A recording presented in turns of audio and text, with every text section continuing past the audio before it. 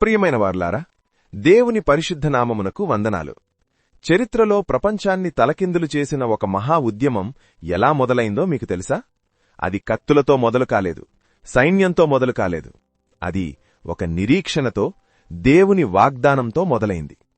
మన ప్రయాణం ఒలీవల కొండపై ప్రారంభమవుతుంది. యేసుక్రీస్తు పరలోకానికి ఆరోహణమయ్యే ముందు తన శిష్యులకు ఒక చివరి ఆజ్ఞ ఇచ్చారు. యోహాను నీళ్లతో బాప్తిస్మమిచ్చెనుగాని కొద్ది దినములలోగా మీరు పరిశుద్ధాత్మలో బాప్తిస్మము పొందెదరనెను. నీళ్లలో బాప్తిస్మమనేది మారు మనస్సుకు గుర్తు. కాని పరిశుద్ధాత్మలో బాప్తిస్మమంటే సంఘం దేవుని శక్తిలో పూర్తిగా ముంచబడటం. ఆ మాటను నమ్మి 120 మంది శిష్యులు యేసుక్రీస్తు తల్లి అయిన మరియతో సహా యెరూషలేములోని ఒక మేడగదిలో, అప్పర్ రూంలో చేరారు. అక్కడ మత్స్యకారులున్నారు, పన్ను వసూలు చేసేవారున్నారు, స్త్రీలు, పెద్దలు ఉన్నారు. లోకరీత్యా వీరి మధ్య ఎన్నో భేదాలున్నా అక్కడ మాత్రం వారు ఏకమనస్సుతో కూడుకున్నారు. వారు ఆ 10 రోజులు అన్నపానాలు మాని ఉపవాసముండి లోకాన్ని మరిచిపోయి కేవలం దేవుని శక్తి కోసం ఎదురుచూస్తూ ప్రార్థనలో గడిపారు. వారు ఎదురుచూసిన ఆ శక్తి ఎలా దిగివచ్చింది? అది వారికి ఎలాంటి ధైర్యాన్నిచ్చింది? ఎలాంటి అద్భుతాలు చేసింది? ఈరోజు వీడియోలో చరిత్రలో మొదటి సంఘం ఎలా పుట్టింది, అది ఎలాంటి సవాళ్లను ఎదుర్కొని ప్రపంచాన్ని మార్చిందో వివరంగా చూద్దాం. అది 10వ రోజు ఉదయం. అకస్మాత్తుగా ఆకాశము నుండి బలమైన గాలి వీచినట్లు ఒక ధ్వని పుట్టెను. కిటికీలు, తలుపులు మూసి ఉన్నా ఆ గాలి గోడలను చీల్చుకుంటూ లోపలికి వచ్చింది. అక్కడ ఒక అద్భుతమైన దృశ్యం కనిపించింది. అగ్ని, దహించే అగ్ని. అగ్నిజ్వాలల వంటి నాలుకలు విభాగింపబడినట్లు వారికి కనబడి వారిలో ఒక్కొక్కని మీద వాలెను. అది సామాన్యమైన అగ్ని కాదు. అది సీనాయి కొండమీద మోషే పొదలా చూసిన అగ్ని. కర్మెలు పర్వతంపై ఏలియా ప్రార్థించగా బలిపీఠం మీద దిగిన అగ్ని. అరణ్యములో ఇశ్రాయేలీయులకు దారి చూపిన అగ్నిస్తంభం. యెషయా పెదవులను తాకి పవిత్రపరచిన బలిపీఠపు నిప్పు. ఆ భయంకరమైన దేవుని అగ్ని ఇప్పుడు సామాన్య మనుష్యుల మీద దిగింది. ఆ క్షణమే వారందరూ పరిశుద్ధాత్మతో నిండినవారైరి. పిరికివారు సింహాలుగా మారారు. నిన్నటి వరకు భయపడి దాక్కున్న పేతురు ఇప్పుడు లేచి నిలబడి వేలమంది ముందు గర్జించాడు. పేతురు కేవలం మాట్లాడలేదు, పరిశుద్ధాత్మ శక్తితో నిండి ప్రజల మనస్సాక్షిని తట్టిలేపాడు. ఆయన ప్రసంగం ఆ రోజు బాణాల్లా ప్రజల హృదయాల్లోకి దూసుకెళ్ళింది. వీరు మత్తులయ్యున్నారని మీరు అనుకుంటున్నారు కాని ఇది మద్యపానం వల్ల వచ్చింది కాదు. కొన్ని వందల ఏళ్ల క్రితం యోవేలు ప్రవక్త చెప్పిన వాగ్దానం మీ కళ్లముందే నెరవేరుతోంది అని దేవుని లేఖనాల అధికారాన్ని చాటి చెప్పాడు. పేతురు ఏమాత్రం తడబడకుండా, మీరు అక్రమముగా సిలువ వేసిన ఈ యేసునే దేవుడు మృతులలో నుండి లేపాడు. మరణం ఆయనను బంధించి ఉంచలేకపోయింది. ఆయనే ప్రభువును, క్రీస్తునయ్యున్నాడు అని ప్రకటించాడు. పేతురు మాటలు పూర్తికాగానే అక్కడ ఒక్కసారిగా నిశ్శబ్దం ఆవరించింది. ఆ మాటలు కేవలం చెవులకు తాకలేదు, వారి అంతరాత్మను చీల్చుకుంటూ వెళ్లాయి. తాము దేవుని కుమారుడినే సిలువ వేశామన్న నిజాన్ని గ్రహించిన ఆ వేలమంది ప్రజలు హృదయములో నొచ్చుకొని విలపించారు. వారి అపరాధభావం ఎంతగా పెరిగిందంటే ఇక తట్టుకోలేక, సహోదరులారా, రక్షణ కోసం మేమేమి చెయ్యాలి అని ఆర్తనాదం చేశారు. అప్పుడు పేతురు వారికి ఆశను చూపిస్తూ రక్షణ మార్గాన్ని ప్రకటించాడు. మీరు మారుమనస్సు పొందండి, పాపక్షమాపణ నిమిత్తం యేసుక్రీస్తు నామమున బాప్తిస్మము తీసుకోండి, అప్పుడు మీరు కూడా ఈ పరిశుద్ధాత్మ వరమును పొందుతారు అని పిలుపునిచ్చాడు. ఆ వాగ్దానం కేవలం అక్కడున్నవారికి మాత్రమే కాదు, వారి పిల్లలకు, దూరస్థులకు, దేవుడు పిలిచిన ప్రతి ఒక్కరికీ అని ధైర్యంగా చాటి చెప్పాడు. దాదాపు 3000 మంది ఆయన వాక్యాన్ని సంతోషంతో అంగీకరించారు. యెరూషలేము వీధుల్లో బాప్తిస్మముల కోలాహలం మొదలైంది. ఒక్కరోజులోనే ఒక చిన్న గుంపు ఒక మహాసైన్యంగా మారింది. అక్కడ సంఘం పుట్టింది. వారు కేవలం బాప్తిస్మము తీసుకుని ఆగిపోలేదు. రక్షించబడిన ఆ వేలమంది విశ్వాసులు ఒక కొత్త సంస్కృతికి పునాది వేశారు. వారు అపోస్తలుల బోధయందు, విశ్వాసుల సహవాసమందు, రొట్టె విరుచుటయందు మరియు ప్రార్థన చేయుటయందు ఎడతెగక ఉన్నారు. అయితే ఆ అగ్ని కేవలం భాషలకే పరిమితం కాలేదు. అది వారి హృదయాలను దహించి అసాధారణమైన ధైర్యాన్నిచ్చింది.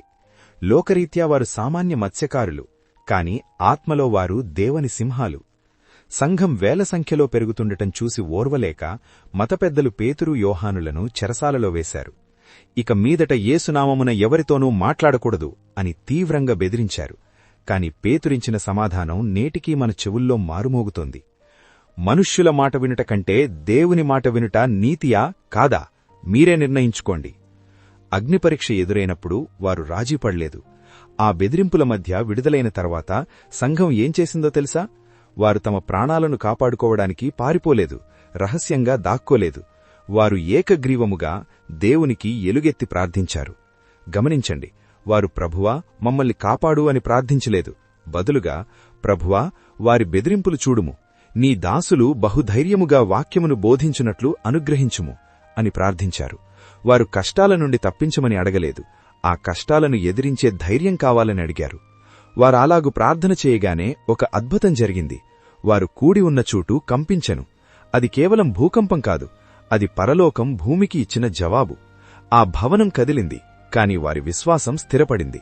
వారందరూ మళ్లీ పరిశుద్ధాత్మతో నిండి లోకానికి భయపడకుండా దేవుని వాక్యమును బహుధైర్యముగా బోధించిరి. సంఘం సమస్యలను చూసి వెనకడుగు వేయదు, మోకాళ్లుని ప్రార్థిస్తుంది. నిప్పును తొక్కే కొద్దీ అది ఎలా ప్రజ్వరిల్లుతుందో, హింస పెరిగే కొద్దీ సంఘం అలా బలపడింది. ఆదిమ సంఘమంటే కేవలం ప్రార్థన చేసే గుంపు మాత్రమే కాదు, అది ఒకే ప్రాణము, ఒకే ఆత్మగల ఒక మహాకుటుంబం. వారి మధ్య ఒక అద్భుతమైన ప్రేమ ప్రవహించేది. అప్పట్లో రక్షించబడిన వారిలో చాలామంది పేదవారు, మరికొందరు తమ విశ్వాసం నిమిత్తం కుటుంబాలకు దూరమైన వారుండేవారు. వారి అవసరాలను తీర్చడానికి సంఘం ఒక గొప్ప నిర్ణయం తీసుకుంది. విశ్వాసులు తమకు ఉన్న ఆస్తులను, పొలాలను అమ్మి ఆ వచ్చిన సొమ్మును తెచ్చి అపొస్తలుల పాదాల చెంత పెట్టేవారు. అపొస్తలులు ఆ సొమ్మును ఎవరి అవసరానికి తగినట్లు వారికి పంపిణీ చేసేవారు. తద్వారా సంఘంలో ధనిక, పేద అనే తారతమ్యం లేకుండా అందరూ సమానంగా ఉండేవారు. బర్నబా వంటివారు తమ పొలాలను అమ్మి ఆ సొమ్మును అపొస్తలులకు ఇచ్చేవారు. అంతటి ప్రార్థనాపరులైన ఆ సంఘం అద్భుతమైన ప్రేమతో నిండిపోయింది. అయితే దేవుని సంఘం పవిత్రత విషయంలో రాజీపడదు. ఈ త్యాగభావం చూసిన అననీయ మరియు సప్పీరా అనే దంపతులు తాము కూడా సంఘంలో గొప్ప పేరు తెచ్చుకోవాలనుకున్నారు. అందరూ తమ ఆస్తులు ఎలాగైతే అమ్ముతున్నారో వీరు కూడా అలాగే తమకున్న ఒక పొలమును అమ్మారు. ఆస్తి అమ్మడం తప్పు కాదు, కాని వారి ఉద్దేశంలో కపటం ఉంది. వారు భార్యాభర్తలిద్దరూ ఏకీభవించి అమ్మగా వచ్చిన డబ్బులో కొంత రహస్యంగా దాచుకున్నారు. మిగిలినది సంచిలో పెట్టి ఇదే మొత్తం డబ్బు అని నటిస్తూ అపస్తలుల దగ్గరకు తెచ్చారు. పేతురుకు పరిశుద్ధాత్మ ద్వారా విషయం తెలిసిపోయింది. ఆయన గంభీరంగా అన్నాడు, అననీయా, ఆ భూమి నీది కాదా? అమ్మిన తర్వాత ఆ సొమ్ము నీవశమయ్యుండలేదా? నీవు మనుష్యులతో కాదు, దేవునితో అబద్ధమాడితివి. ఆ మాట వినగానే అననీయ అక్కడికక్కడే కిందపడి ప్రాణం విడిచాడు. 3 గంటల తర్వాత ఏమీ తెలియని అతని భార్య సప్పీరా అక్కడికి వచ్చింది. పేతురు ఆమెకు నిజం ఒప్పుకొనే అవకాశమిచ్చాడు. అక్కడ ఉన్న డబ్బును చూపిస్తూ ఆమెను ఒకే ఒక సూటి ప్రశ్న అడిగాడు. చెప్పు, మీరు ఆ పొలమును ఇంతకే అమ్మితిరా? ఆమె ఏమాత్రం భయం లేకుండా పేతురు కళ్లలోకి చూసి అబద్ధం చెప్పింది. అవును, ఇంతకే అమ్మాము. ఆమె అబద్ధం చెప్పిన ఆ క్షణమే తీర్పు వచ్చింది. పేతురు, ఇదిగో నీ భర్తను పాతిపెట్టిన వారి పాదములు వాకిటనే ఉన్నవి అని చెప్పగానే ఆమె కూడా కూలి చనిపోయింది. ఈ ఘటనతో సంఘమంతటికీ గొప్ప భయము కలిగెను. దీని ద్వారా దేవుడు నిరూపించిందేమిటంటే సంఘం పవిత్రమైనది. The church is holy. అక్కడ పాపానికి, వేషధారణకు చోటులేదు. బాహ్యమైన త్యాగం కంటే హృదయపూర్వకమైన యథార్థత దేవునికి ముఖ్యం. ఎప్పుడైతే సంఘం పాపం నుండి శుద్ధీకరించబడిందో అప్పుడు దేవుని శక్తి అపారంగా ప్రవహించింది. ఎంతగా అంటే ప్రజలు రోగులను వీధులలోనికి తెచ్చి పేతురు నడిచి వచ్చినప్పుడు అతని నీడ, షాడో అయినా వారిలో ఒకరిద్దరి మీద పడవలనని ఆశపడ్డారు. కేవలం ఒక మనిషి నీడ పడితేనే రోగాలు పోయాయి అంటే ఆ సంఘంలో ఉన్న అభిషేకం ఎంత గొప్పదో ఆలోచించండి. ఇలా సంఘం వేల సంఖ్యలో పెరిగే కొద్దీ అంతర్గత సమస్యలు కూడా వచ్చాయి. భోజన పంక్తిలో కొందరిని చిన్నచూపు చూస్తున్నారని హెబ్రీయుల మీద గ్రీకు భాష మాట్లాడు యూదులు సణుగసాగిరి. అప్పుడు అపోస్తలులు, మేము దేవుని వాక్యమును బోధించుట మాని భోజనము వడ్డించుట యుక్తము కాదు అని చెప్పారు. సంఘంలో ఈ పరిచర్య చేయడానికి ఆత్మతో నిండిన 7 మనుష్యులను ఏర్పరచుకున్నారు. వారిలో ముఖ్యుడు స్టేఫను. అతడు కేవలం వడ్డించేవాడు కాదు, విశ్వాసముతోనూ శక్తితోనూ నిండినవాడు. ప్రజల మధ్య గొప్ప అద్భుతాలను చేసేవాడు. దీని ద్వారా సంఘం నేర్చుకున్న పాఠం, ప్రతి పనికి ఒక క్రమముండాలి. కాని వెలుగు ఉన్నచోట చీకటి దాడి చేస్తుంది.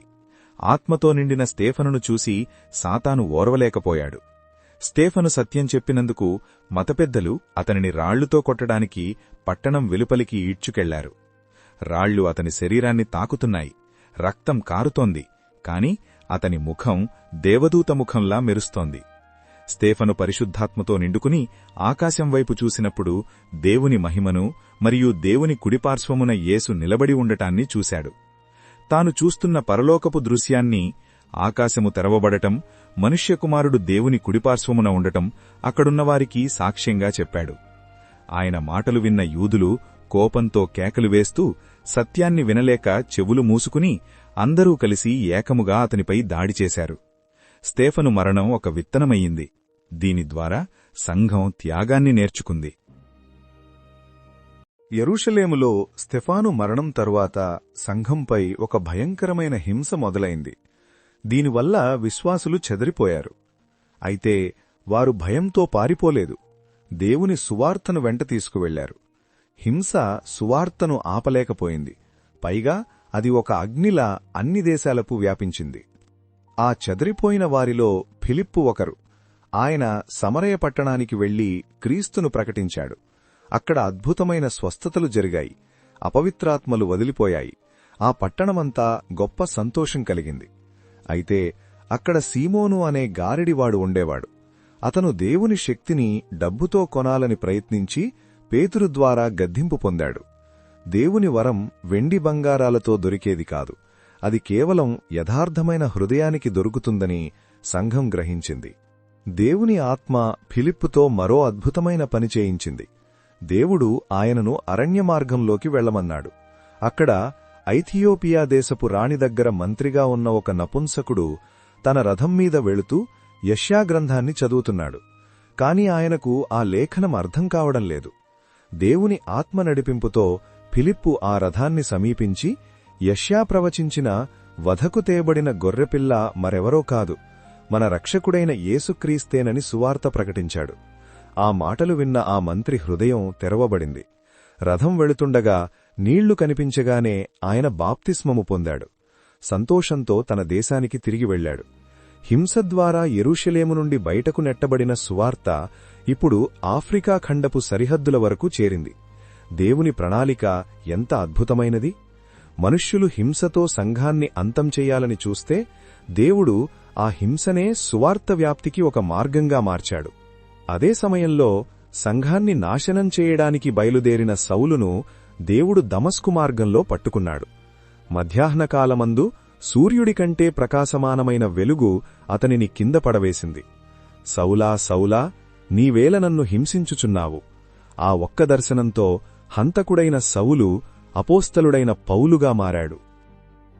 సంఘం కేవలం సువార్త చెప్పడమే కాదు, మరణాన్ని శాసించే స్థాయికి ఎదిగింది. ఆదిమ సంఘం కేవలం ప్రసంగాలతోనే కాదు, ప్రేమతో కూడిన క్రియలతో కూడా నిర్మించబడింది. యొప్పే పట్టణంలో తబితా, దొర్కా అనే ఒక శిష్యురాలుండేది.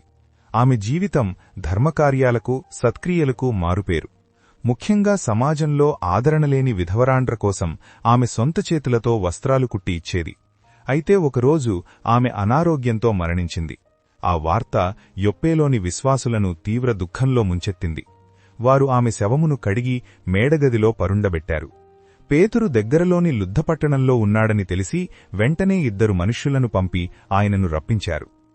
పేతురు అక్కడికి రాగానే అక్కడు ఉన్న విధవరాండ్రందరూ ఏడుస్తూ దొర్కా బ్రతికి ఉన్నప్పుడు తమకోసం కుట్టిన అంగీలను, వస్త్రాలను చూపిస్తూ ఆమె చేసిన ప్రేమని గుర్తుచేసుకున్నారు.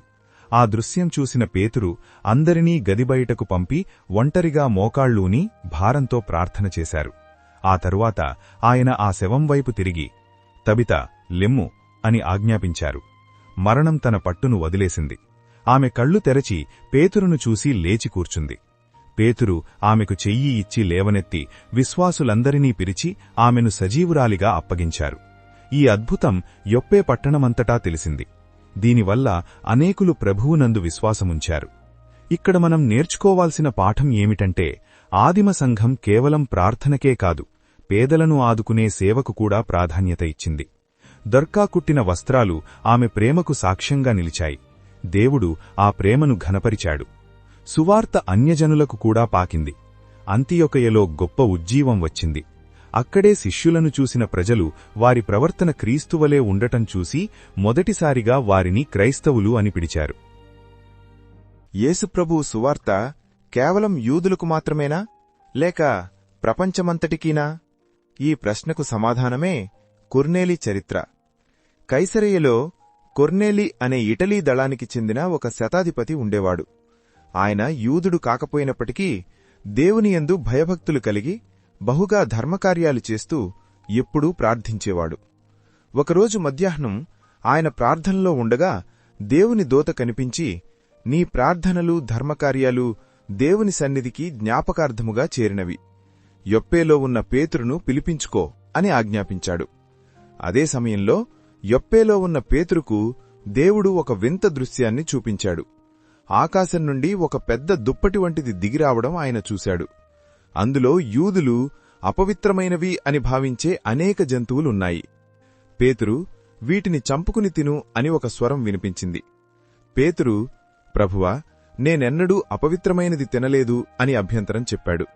అప్పుడు దేవుడు పవిత్రము చేసిన వాటిని నీవు అపవిత్రమైనవిగా ఎంచవద్దు అని 3 సార్లు చెప్పాడు. ఈ దర్శనం యొక్క అర్థం పేతురుకు త్వరలోనే అర్థమైంది. యూదులు అన్యజనులను అపవిత్రులుగా చూసేవారు. కాని దేవుడు ఆ భేదాన్ని తొలగించాలనుకున్నాడు. కొర్నేలి పంపిన మనుష్యులు రాగానే పేతురు పరిశుద్ధాత్మ నడిపింపుతో వారి వెంట కైసరయ్యకు వెళ్లాడు. పేతురు కొర్నేలి ఇంటికి వెళ్లినప్పుడు అక్కడ తన బంధువులందర్నీ సమకూర్చుకుని వాక్యం కోసం ఎదురుచూస్తున్న కొర్నేలిని చూశాడు.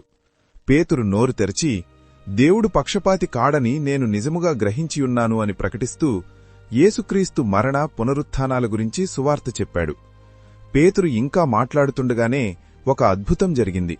యూదుల మీద ఎలాగైతే పెంతికోస్తు పండుగనాడు పరిశుద్ధాత్మ దిగివచ్చాడో అలాగే వాక్యం వింటున్న ఆ అన్యజనులందరిమీద పరిశుద్ధాత్మ కుమ్మరించబడ్డాడు. వారు అన్యభాషలతో దేవునిని ఘనపరచడం చూసి పేతురు ఆశ్చర్యపోయాడు. దేవుడు వీరిని అంగీకరించినప్పుడు బాప్టిస్మం ఇవ్వడానికి ఆటంకమేమిటి అని పేతురు వారికి బాప్టిస్మమిచ్చాడు. ఆ రోజుతో సువార్తకు ఉన్న సరిహద్దులు చెరిగిపోయాయి. రక్షణ కేవలం ఒక జాతికి పరిమితం కాదు, అది నమ్మిన ప్రతి మనిషికి అని దేవుడు నిరూపించాడు. ఈ సంఘటనతోనే అన్యజనులైన మనకు రక్షణ ద్వారాలు తెరవబడ్డాయి. సంఘం విస్తరిస్తున్న కొద్దీ లోక సంబంధమైన శక్తులు దానిని ఆపాలని ప్రయత్నించాయి.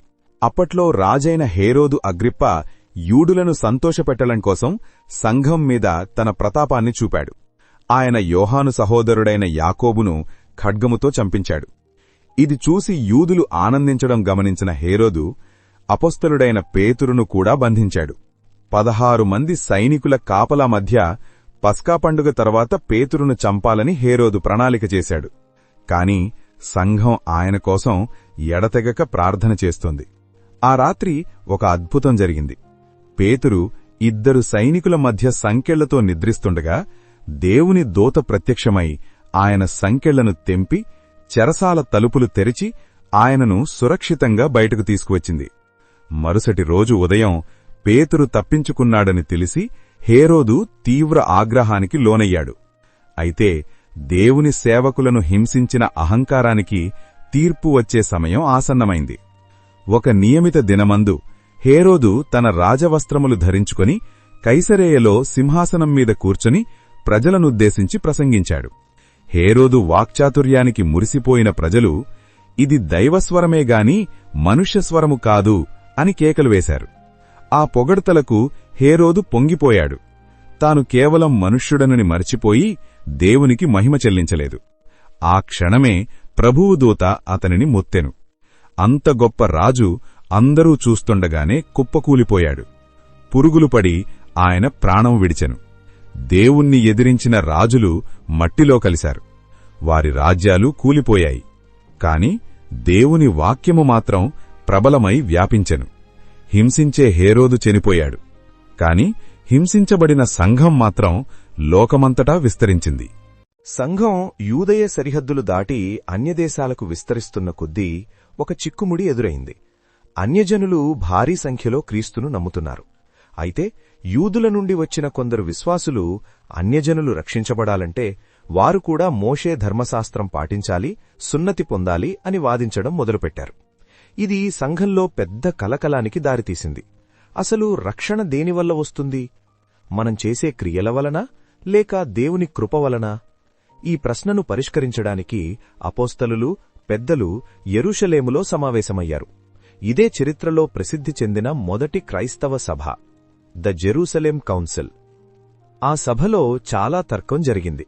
అప్పుడు పేతురు లేచి నిలబడి కొర్నేలి ఇంట్లో దేవుడు చేసిన అద్భుతాన్ని గుర్తుచేస్తూ ఇలా అన్నాడు: హృదయములను ఎరిగిన దేవుడు మనకు అనుగ్రహించినట్లుగానే అన్యజనులకు కూడా పరిశుద్ధాత్మను అనుగ్రహించాడు. వారి హృదయాలను విశ్వాసం ద్వారా పవిత్రపరిచాడు.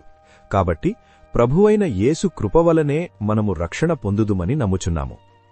ఆ తర్వాత పౌలు, బర్నబాలు అన్యజనుల మధ్య దేవుడు చేసిన సూచక క్రియలను వివరించారు. చివరగా యాకోబు లేఖనాల ఆధారంగా ఈ విషయాన్ని ధృవీకరించాడు. ఆ రోజు సంఘం ఒక చారిత్రాత్మక నిర్ణయం తీసుకుంది. అన్యజనుల మీద ధర్మశాస్త్రం అనే అనవసరపు భారం మోపకూడదని, రక్షణ అనేది కేవలం కృప లేక గ్రేస్ ద్వారానే అని తీర్మానించారు. ఈ సభ వల్ల అన్యజనులకు సువార్త మార్గం సుగమమైంది. ఆచారాల కంటే ఆత్మీయత గొప్పదని, మనుష్యులు పెట్టిన నిబంధనల కంటే దేవుని ప్రేమ గొప్పదని సంఘం ప్రపంచానికి చాటిచెప్పింది. ఈ నిర్ణయమే నేడు మనం అనుభవిస్తున్న రక్షణానందానికి పునాది. మనలో మండుతున్న అగ్ని. ఇది ఆదిమ సంఘం ప్రస్థానం. యెరూషలేములోని ఒక చిన్న మేడగదిలో కేవలం 120 మందితో మొదలైన ఆ విశ్వాసయాత్ర నేడు లోకమంతటా విస్తరించింది.